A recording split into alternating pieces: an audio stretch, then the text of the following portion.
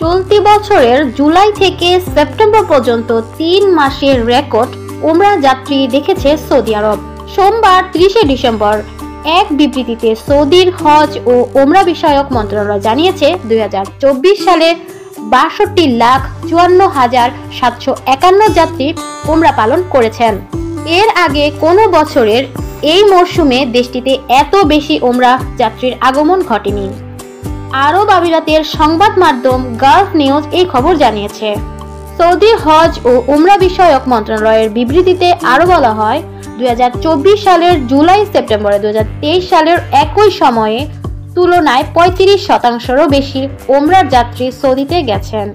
তাদের মধ্যে ৫৭.৪% পুরুষ এবং ৪২.৬% নারী ছিলেন, আর ১০.৭% ছিলেন সৌদি সরকারের অতিথি, যাদের ওমরাহ যাবতীয় ব্যয়ভার বহন করেছে সৌদি কর্তৃপক্ষ। এই মরশুমের ওমরাহ যাত্রীর ২৯.২% বিশ্বের বিভিন্ন দেশের নাগরিক।